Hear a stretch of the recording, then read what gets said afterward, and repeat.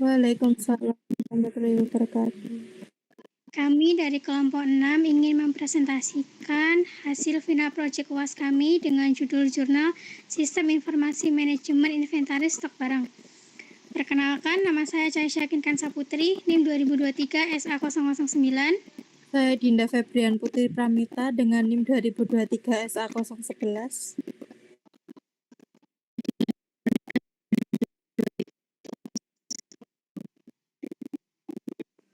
Saya Ayu Krisnawati, NIM 2023 SA006. Oke, selanjutnya di sini saya ingin mempresentasikan yaitu yang pertama tentang landasan teori. Mengenai sistem informasi manajemen yaitu suatu sistem perencanaan yang merupakan bagian dari pengendalian internal dalam suatu bisnis yang mencakup pemanfaatan manusia, teknologi, dokumen, dan prosedur akuntansi manajemen.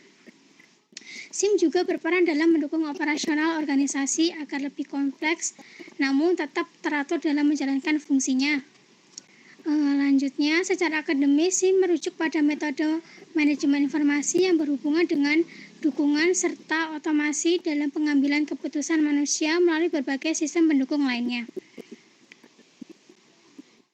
Yang kedua, yaitu analisis perancangan sistem, yaitu tahapan krusial untuk menentukan arah pengembangan teknologi yang efisien, akurat, dan efektif. Bertujuan untuk mengidentifikasi kebutuhan sistem yang mampu mengatasi hambatan prosedural seperti alur dokumen yang panjang dan berbelit-belit. Yang ketiga yaitu aplikasi supply chain management dan inventory, yaitu integrasi atas berbagai kunci dalam proses bisnis mulai dari pemasok hingga penggunaan akhir yang berfungsi untuk memberikan nilai tambah bagi pemangku kepentingan. Dalam operasionalnya, SCM dapat berfungsi mengatur dan mengelola transaksi masuk serta keluar barang dalam gudang. Penggunaan internet dalam aplikasi ini menjadi faktor signifikan untuk mempercepat pertukaran informasi antar pihak dengan jaringan tersebut. Yang ketiga yaitu di sini saya ingin menjelaskan tentang metode. Proses pengumpulan metode dalam penelitian yang kelompok kami ambil yaitu metode studi pustaka dengan mengkaji berbagai literatur ilmiah, jurnal, serta dokumen perusahaan guna memperoleh landasan teori dan data pendukung yang akurat. Melalui teknik ini diperoleh informasi mengenai profil perusahaan PT Florindo Makmur yang merupakan salah satu produsen tepung tapioka terbesar di Indonesia. Nah, PT Florindo Makmur ini memenuhi kebutuhan industri pangan nasional, memiliki visi untuk menjadi pemimpin pasar industri tapioka yang unggul dan terpercaya. Adapun tujuan perusahaan difokuskan pada optimasi koordinasi antar departemen dan penjaminan ketersediaan bahan baku secara tepat waktu guna mendukung bisnis yang berkelanjutan. Berdasarkan analisis tersebut,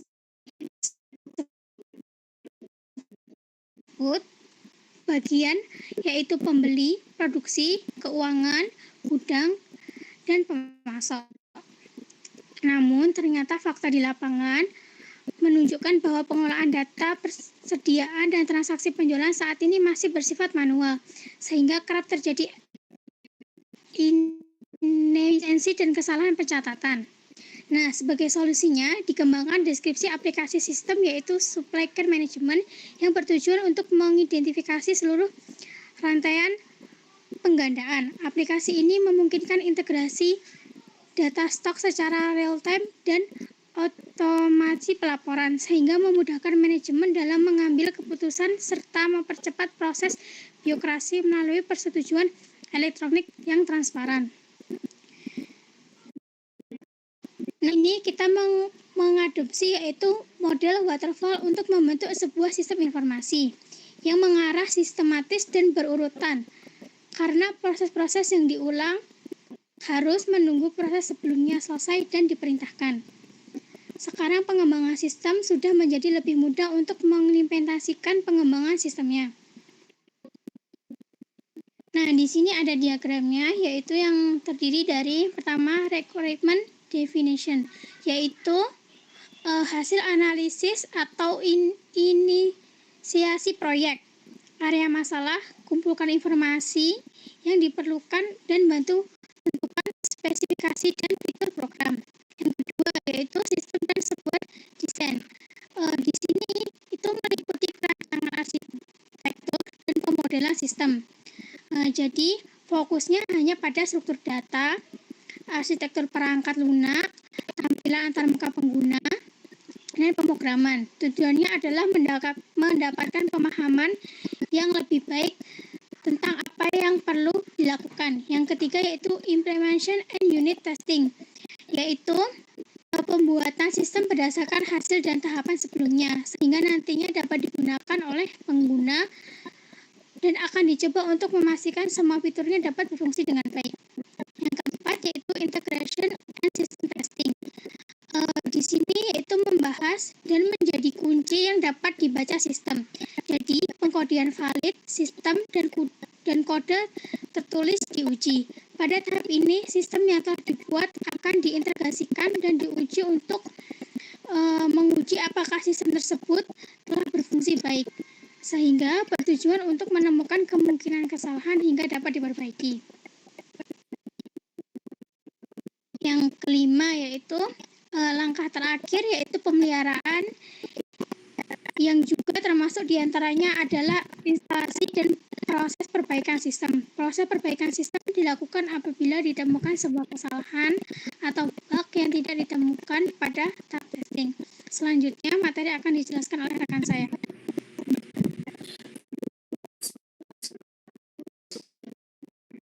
Selanjutnya atas fondasi utama dalam seperti PT Florindo merupakan salah satu entitas bisnis manufaktur terbesar di Indonesia yang berfokus produksi tinggi. Di sini visinya terjabar isi perusahaan yang menitik beratkan pada penyediaan produk bermutu bagi konsumen, optimalisasi hubungan strategis dengan para pemasok, supplier, serta pengaplikasian teknologi informasi guna meningkatkan efisiensi operasional.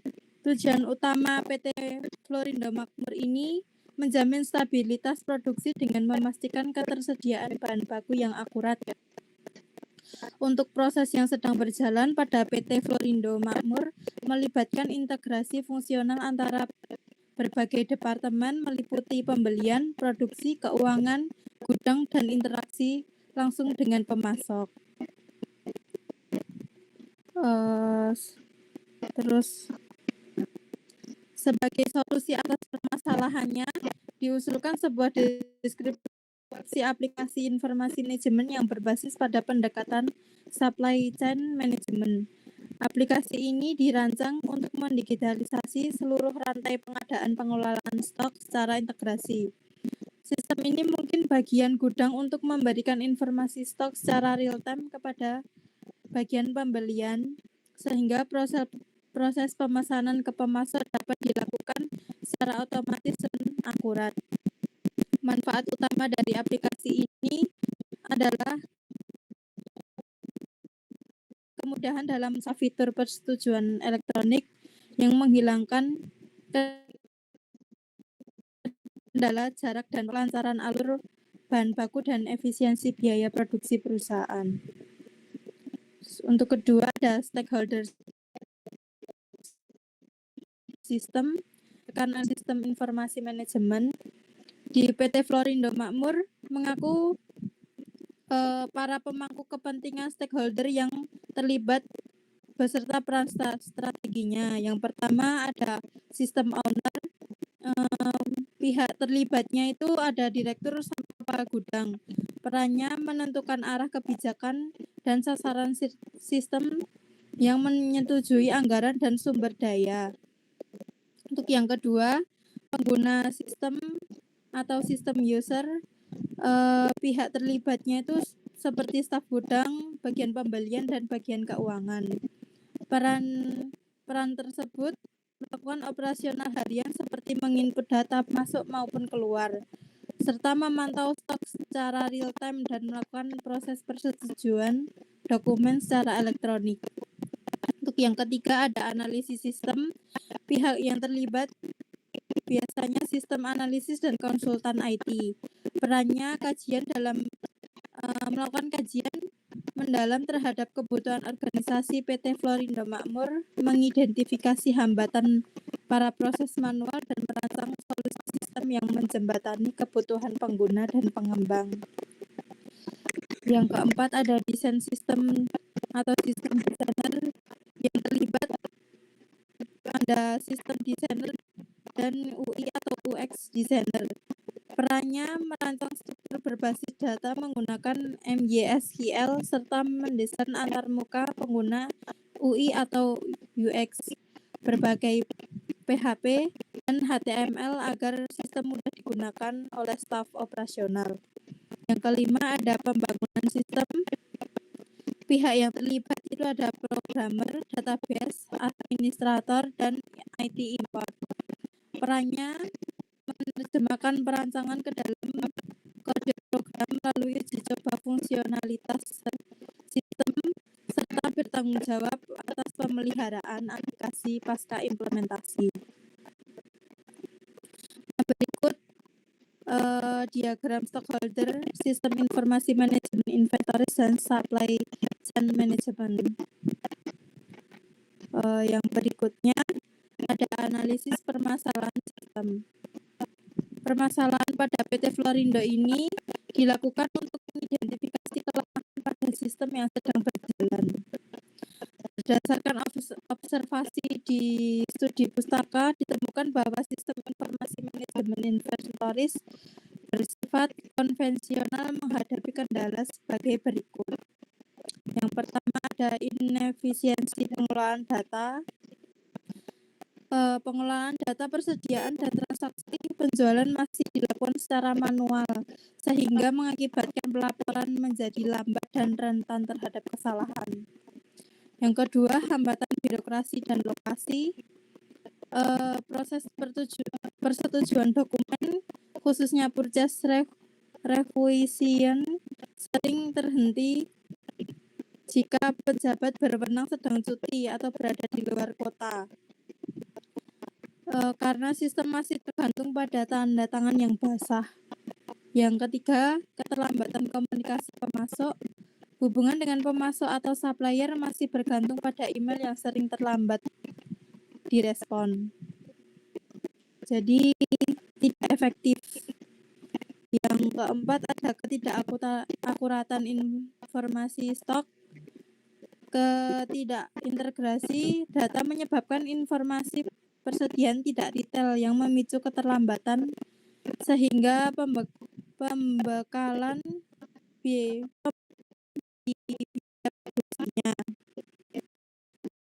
berbagai kelemahan diperlukan pengembangan sistem berbasis web metode SCM. Langkah pengembangan ini bertujuan untuk digitalisasi data, terus otomatisasi alur kerja dan integrasi real time. Yang keempat ada ringkasan perancangan bisnis.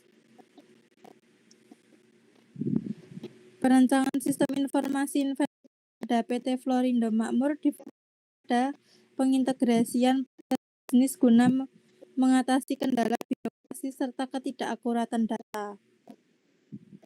Sistem ini dirancang untuk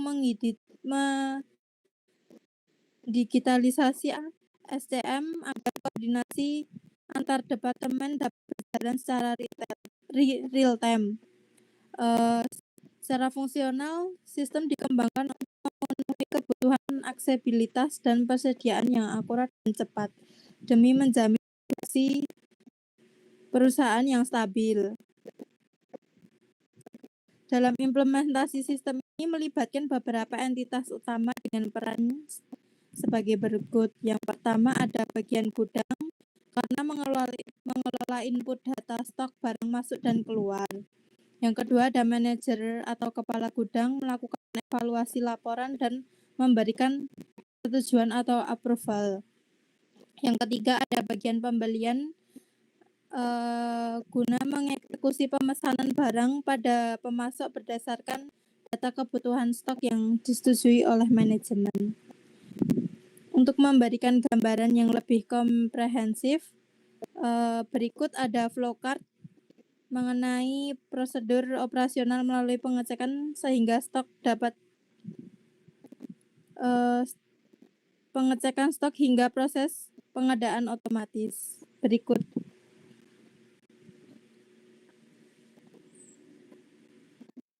Nah. Ya, selanjutnya Mbak Dinda. Oke, saya lanjut.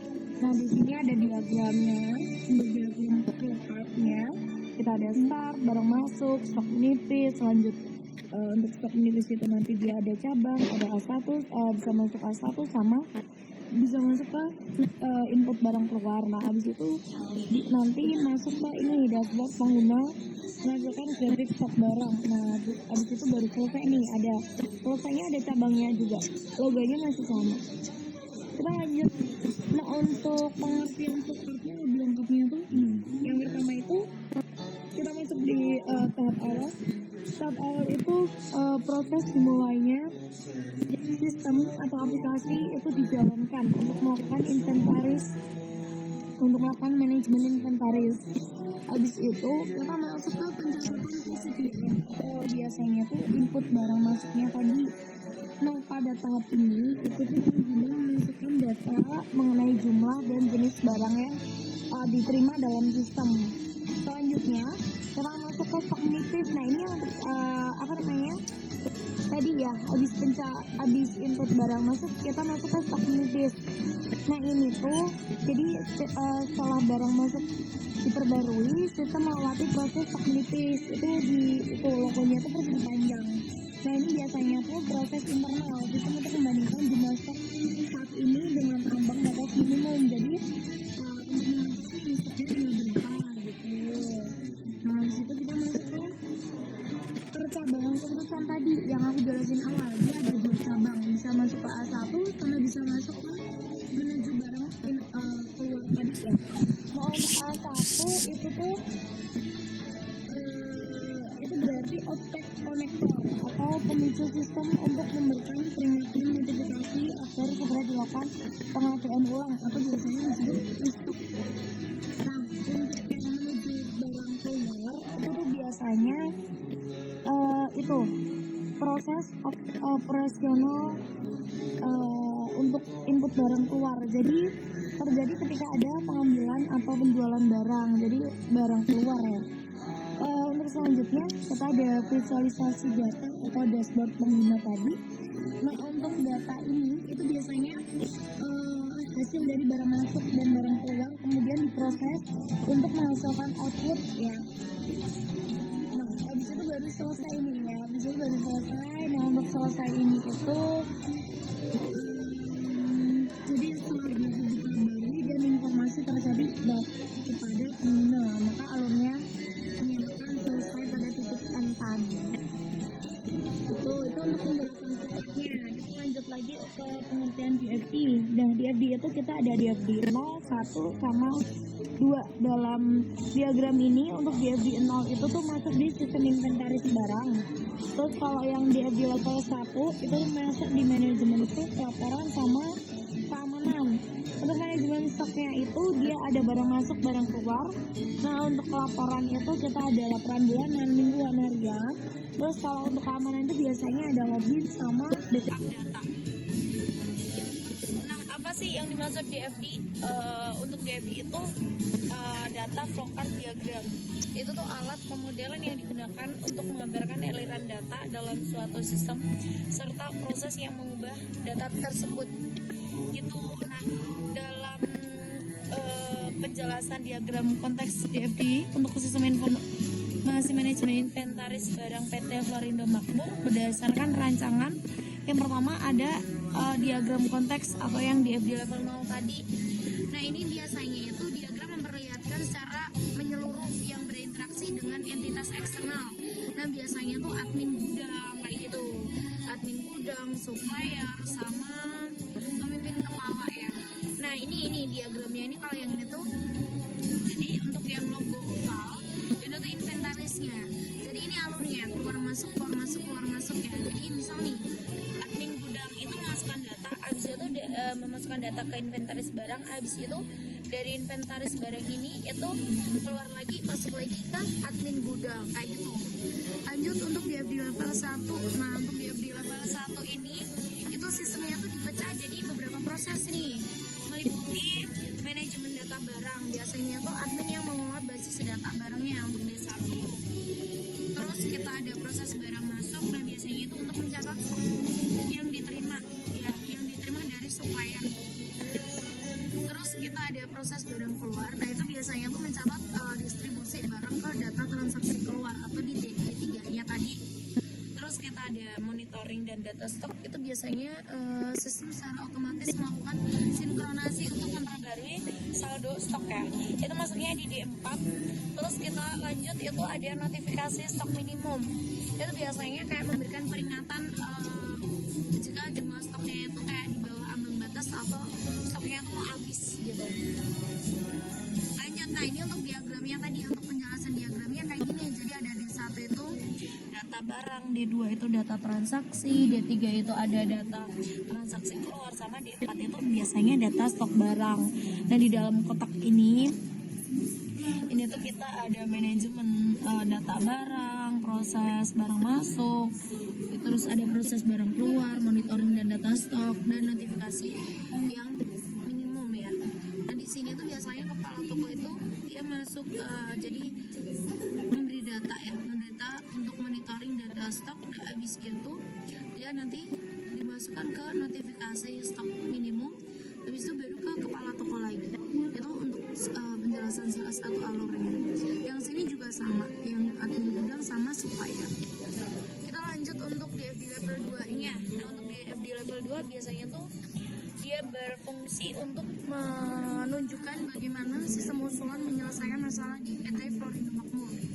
Seperti ini, kita ada efisiensi, itu biasanya itu menunjukkan pengguna buku agenda besar yang menyita waktu pencairan data. Habis itu kita lanjut akurasi. Nah untuk akurasi ini yaitu meminimalisir selisih perhitungan barang melalui otomatis pembaruan stok. Terus kita lanjut ada birokrasi, itu biasanya mempercepat proses persetujuan dokumen atau approval ya. Nah ini untuk apa namanya kak?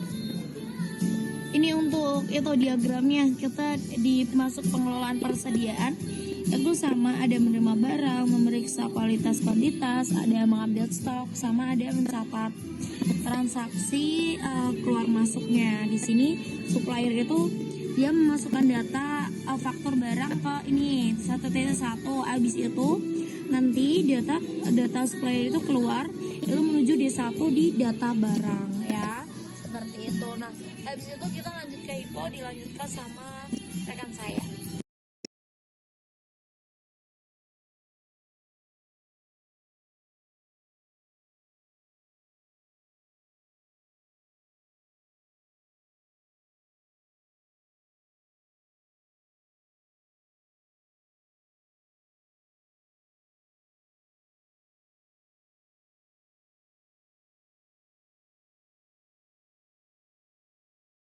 Yang kedua ada pengertian hierarki plus input proses output HIPO.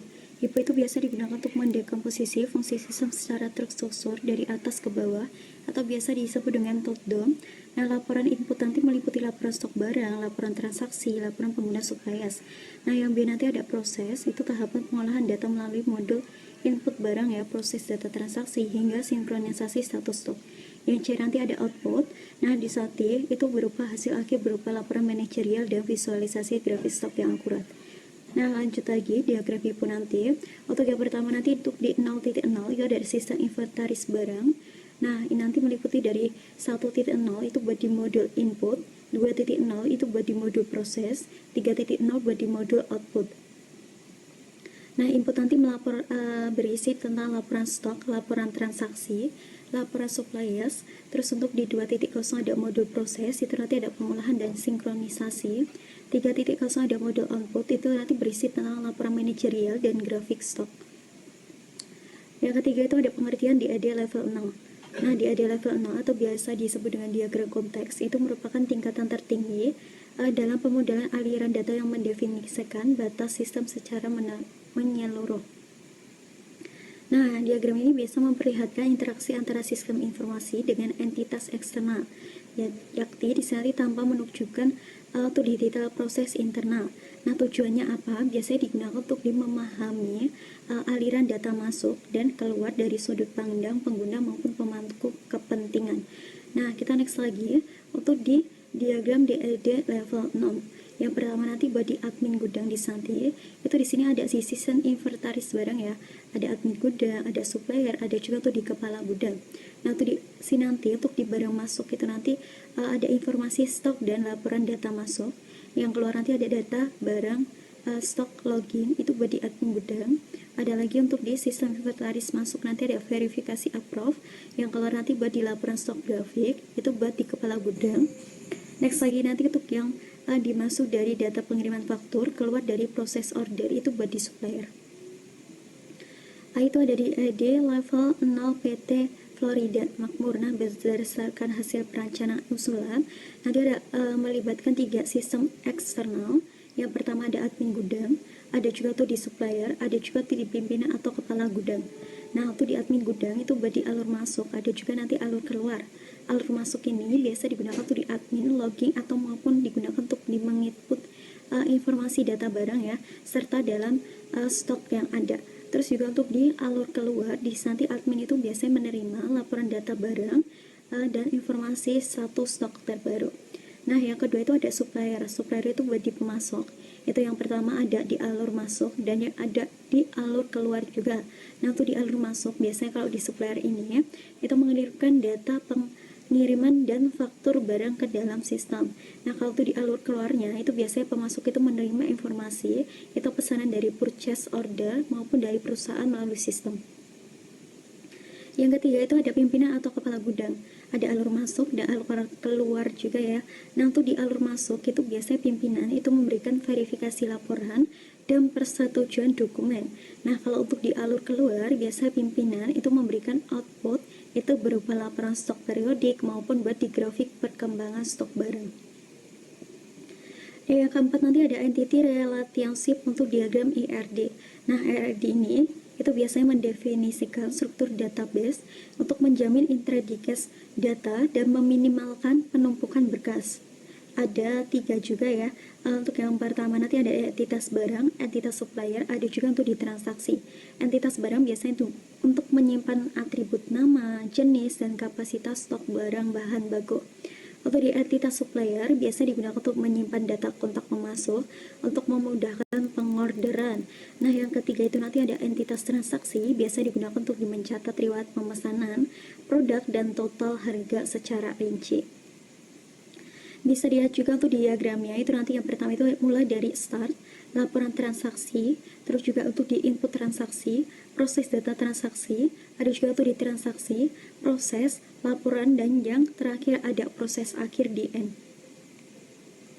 5. Database skenario pengujian fungsionalitas black box, yang itu merupakan di langkah krusial itu dalam metode waterfall yang bertujuan untuk memastikan fungsionalitas secara telah berjalan spesifikasi.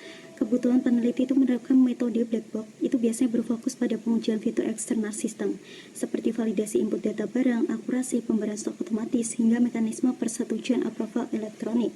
Nah, pengujian ini biasanya dirancang untuk mendeteksi untuk tensi kesalahan pada fungsi-fungsi utama guna menjamin sistem mampu mengatasi kayak hambatan birokrasi dan efisiensi pengolahan data manual di PT Florida Makmur.